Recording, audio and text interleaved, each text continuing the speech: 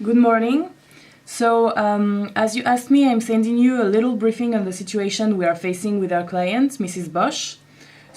As it can be observed, we are facing a basic equal pay case where our client, Mrs. Bosch, would like to challenge the difference between her remuneration and one of her male colleagues' remuneration, who is paid more than she is while working in the same company and being in the same group, same category, of collective agreements. So in this context, it is useful to recall what the word pay actually means. So according to Article 157 of the TFEU, which provides for the principle of equality between men and women and especially of equal pay within the European Union, each member state shall ensure that the principle of equal pay for male and female workers for equal work or work of equal value is applied. And in its second paragraph, the same article provides for the actual meaning of the word pay, stating, pay means the ordinary basic or minimum wage or salary and any other consideration, whether in cash or in kind, which the worker receives directly or indirectly in respect of his employment from his employer. However, this definition of the term is quite broad and has had the occasion to be pointed out and precised by the European Court of Justice. And in order to precise the meaning of pay given by the TFEU, the ECJ has, for example, added that pay can be immediate or future and can take several shapes, provided that the worker receives it in respect of his employment from his employer. And as a matter of fact, this last requirement constitutes the main criterion to fill the definition of pay, as the ECJ has recalled in its judgment Arbeiterwohlfahrt der Stadt Berlin against Bottle in 1992. So, according to the case law of the courts, all employer-based payments constitute pay in the context of equality law within the European Union. We can therefore cite some examples that have been acknowledged as pay by the courts. We have first the maternity benefits paid under legislation or collective agreements, which were acknowledged as such in case Abdoulaye against Régie Nationale des Usines Renault SA. We also have payments for extra hours in case Elsner-Lakeber in 2004. We have occupational payments, pensions, which were recognized in case Barber in 1990. Sick pay in case Riener-Kuhn in 1989, and finally we can cite also bridging pensions, which were acknowledged as pay in case Roberts v. Birdseye Walls in 1993, where the court stated, it is common ground that the bridging pensions falls within the concept of pay within the meaning of the second paragraph of Article 119 of the treaty, which is the ancient former Article 157 of the TFEU. So, concerning the notion of worker, there is no such thing as one unique definition of worker in the European treaties. In case Martinez-Sala in 1998, the court stated that it varies according to the area in which the definition is to be applied. As an example, Article 45 and 157 of the TFEU both refer to this notion, but in different contexts. However, we can say that, according to case Laurie Bloom in 1986, the court said that for the purposes of Article 157, there must be considered as a worker a person who, for a certain period of time, performs services for and under the direction of another person in return for which he receives remuneration. The model originally envisaged by Article 157 of the TFEU is the idea of a woman claiming equal pay against her employer using a man engaged in like work or work of equal value as a comparator because paid better than she is. Therefore, there must be a comparator of the opposite sex who is or has been engaged in equal work or work of equal value and who, according to the case law of the court, has to be employed in the same establishment or service. The comparator in this context has to be a real and identifiable person who is in an identical situation with the woman.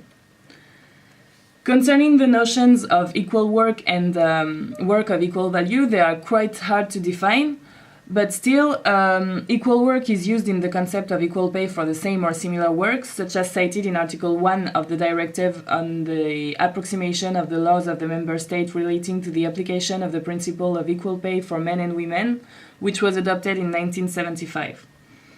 There are various factors that can be taken into account, such as the nature of the work actually entrusted, the training requirements, or the working conditions in which the tasks are actually carried out.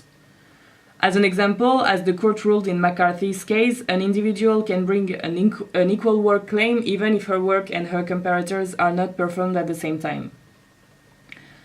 Concerning the notion of work of equal value, Article 4.2 of the 2006-54 directive states that where a job classification system is used for determining pay, it shall be based on the same criteria for both men and women and so drawn up so as to exclude any discrimination on grounds of sex. So there is a reference to the notion of job classification because job classification systems are among the methods employed to determine if there is equal value or not, but it is not the only one. For example, in Commission v UK, the court stated that an individual should have the right to initiate an equal value claim in the national court, despite objections from her employer.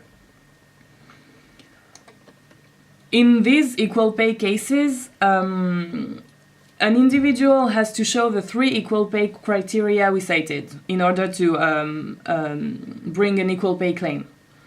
About the application of the principle of non-discrimination in equal pay cases, the court has followed 2 different reasonings. The first approach would require the 3 criteria plus an element of discrimination in order to reverse the burden of proof, whereas in the second approach, which is called the equal pay method, only the 3 criteria would be enough as stated in the Equality Act of 2010.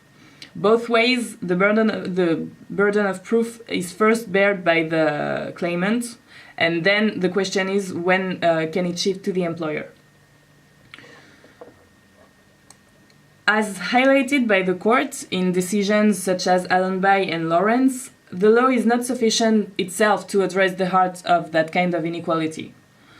On the other hand, law may have the power to trigger social change and the inclusion, and for example, as stated in the 2006 Directive Article 21.4, employers shall be encouraged to provide at appropriate regular intervals employees and/or their representatives with appropriate information and equal treatment for men and women in the undertaking. Also, in order to reduce the gender pay gap, the Commission has been talking about new governance tools.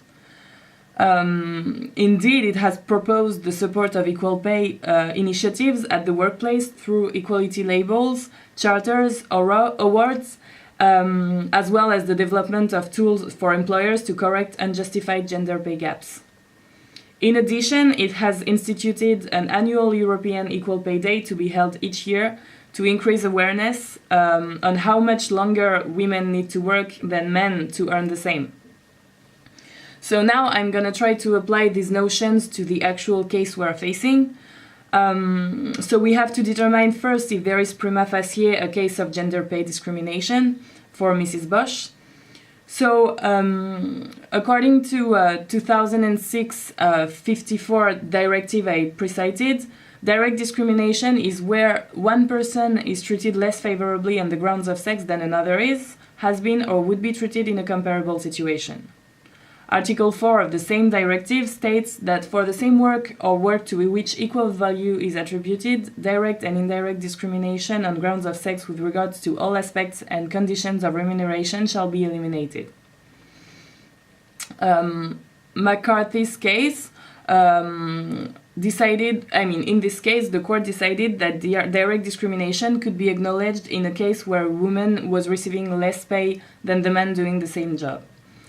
So, according to the case law of the court, there is no need for intention. It is enough that the adverse treatment is grounded upon or caused by a prohibited classification. In the current case, Mrs. Bosch has a newly recruited male colleague who is working in the same flex office and has similar education as she does. They are paid the same basic salary, but he receives a monthly supplement which is around 600 euros higher than hers. So I think that personally, yes, we can consider that prima facie regarding the directive and the case law of the court, Mrs. Bosch is actually facing a case of gender pay discrimination.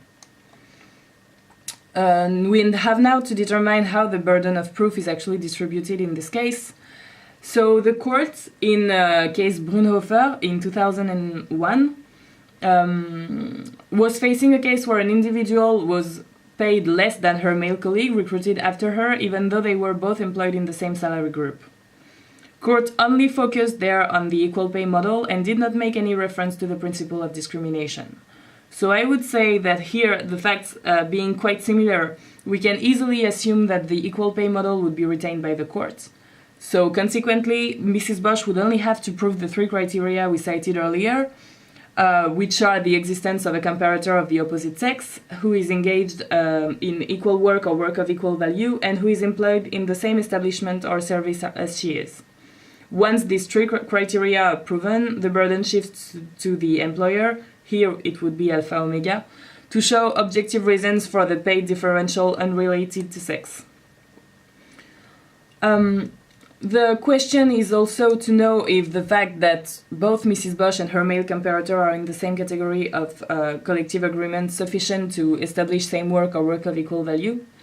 So once again, in its ruling on Brunhofer case, the ECJ stated that the fact that a female employee who claims to be the victim of discrimination on grounds of sex and the male comparator are classified in the same job category under the collective agreement governing their employment is not in itself sufficient for concluding that the two employees concerned are performing the same work or work to which equal value is attributed, according to the law of the court, and especially Article 119 of the TFEU. According to the facts, Mrs. Bosch and Mr. Steinhauer are both employed under Salary Group 10, which covers employees with training in IT who carry out skilled work on their own, as provided for by the applicable collective agreement. So it is therefore, in my opinion, very likely that this matter of fact is not considered sufficient to establish same work or work of equal value in this case.